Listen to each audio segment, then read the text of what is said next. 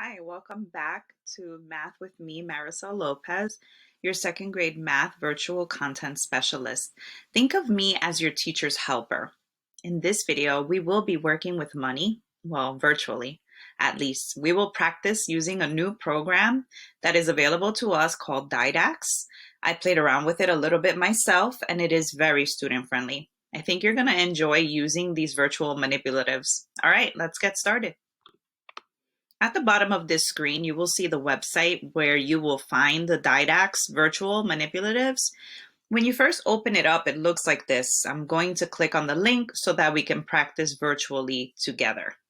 The first thing you're going to do when you open up Didax, it looks like this. It has a little cash register with $1 bill, $5 bills, $10 bills, $20 bills, $100 bills. And then it has pennies, nickels, dimes, quarters, and half dollars, which we also reviewed in a previous video. Now, in order to get this money out of the register and have it available in your workspace, you need to make sure that you are using the arrow. So you will know that you have it selected because it will appear dark blue like this. And once you have your arrow selected, you can drag the coins that you need to use. You can put them in the workspace. So I'm just dragging random coins for now. And then if you want to know the total amount of the coins that you dragged into the workspace, you can click on this blue arrow here at the bottom, and it's telling us we have 91 cents. Now remember, that is one way to write 91 cents. It means we have $0.91. If you tap it again, it will show you the other way to write 91 cents, which is just 91 with the cent symbol. One fun tool that you can use is this little hammer tool. It allows you to exchange the various coins that you tap on and see what other coins you can exchange them to. So watch this. If I use the little hammer and I know it's selected because it's dark blue, I click on the half dollar and it is showing me that a half dollar is equal to 2 quarters. Let's try it again. One dime to 2 nickels. I just exchanged that, tapping it with the hammer. And then I can click on the nickel and it exchanges it into 5 pennies. Try it. Okay, there will be some instances where you will be adding the total amount of money that 2 students have in a word problem. In this situation, you can click on this image here. It will split the workspace into 2 sides. By tapping on the arrow, you can open the cash register again and just drag out the money that it says in the word problem for each student. So let's say this student had these coins and this student had these coins. Then all you have to do is press the little arrow at the top. It will tell you how much money each student has on each side of the workspace. If you want to see the total of the 2 students' coins combined, you can press the blue arrow at the bottom. So these 2 students together have 94 cents, or 94 cents can also be written like this. There will also be occasions where you may need to compare which student has more money. In this situation, you can select this icon at the bottom. It's like a rectangle with another smaller rectangle in the middle. And when you click on that, it's going to show you either a greater than symbol, a less than symbol, or an equal to symbol. So right now, this symbol is telling us that this student over here has more money than this student on the left. So this student on the left only has 17 cents, which is less than 77 cents.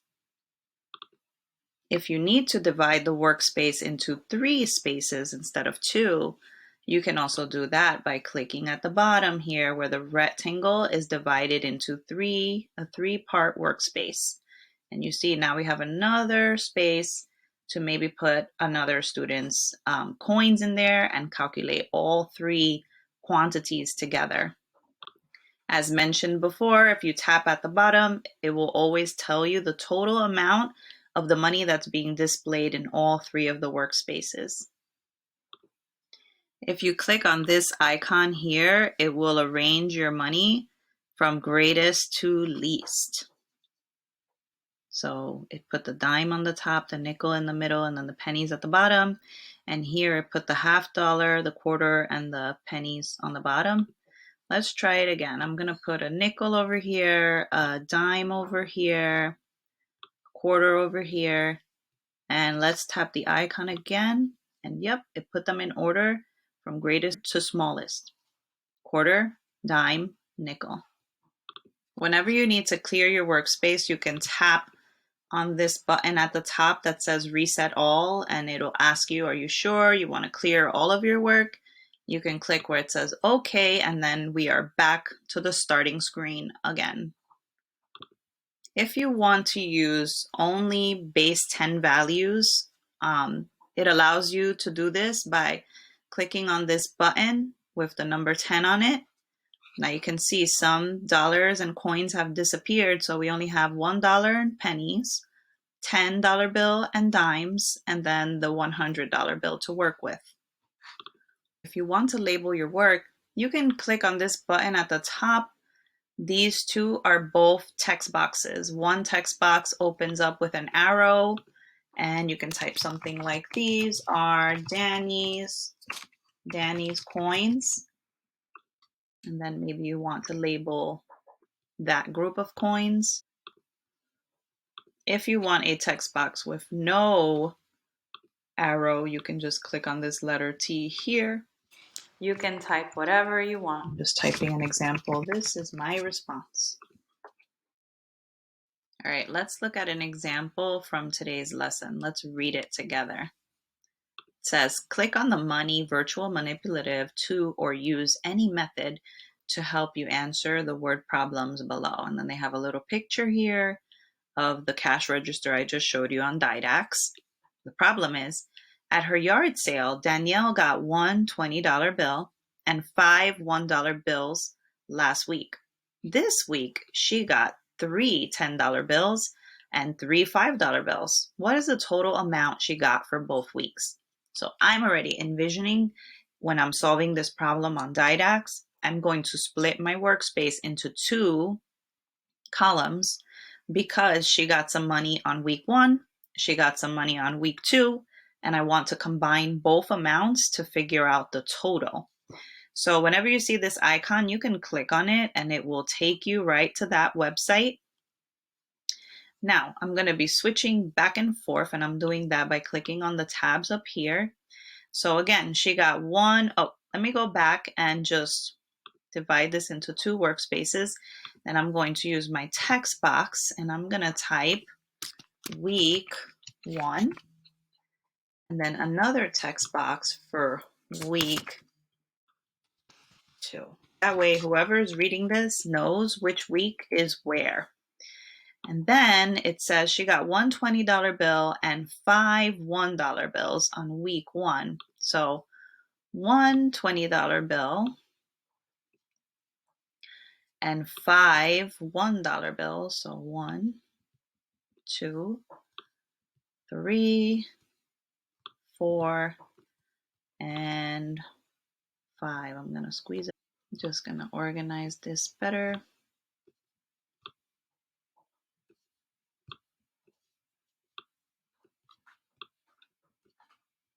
All right, now you can see my bills a little better. Let me go back. All right, so I finished the first sentence. This week she got three $10 bills and three $5 bills. Let me go back. 1, 2, 3 $10 bills and three $5 bills.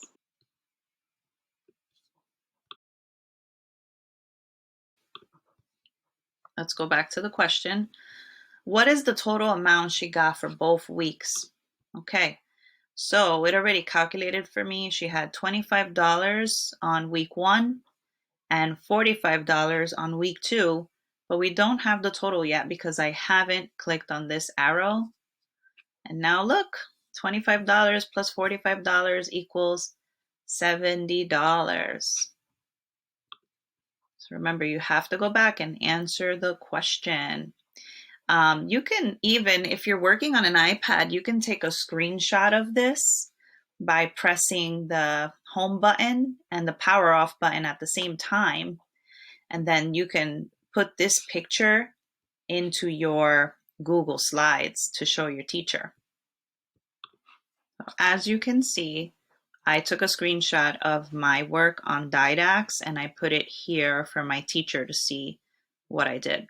Do not panic if you are not on an iPad. I'm also including instructions on how to take a screenshot on the Mac computer, which if your laptop has an Apple, you are using a Mac computer. You press Command, Shift, and the number 4 at the same time, and that will give you a little cross that you can use to select the screen. You can select the whole screen and send your teacher that screenshot.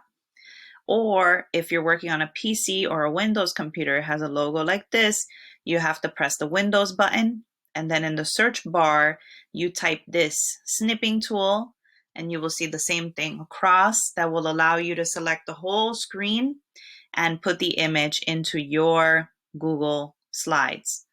We learned how to insert images earlier when we were inserting the quarter, the dime in a previous video. We went to the top where it says insert image, but this time the image that you want, you're going to have to click upload because you already took the screenshot. It's on your device. And when I click here, there's my image. That's what I want to show my teacher, my work. If you're not able to do it doing this route, that's fine. You can always use good old pencil and paper and show your teacher that as well. Well done, mathematicians. You learned an awful lot on how to solve problems using the virtual manipulatives available for you on Didax. And I am sure as you keep practicing on Didax, you will get better and better and better. Until next time, friends. Bye-bye.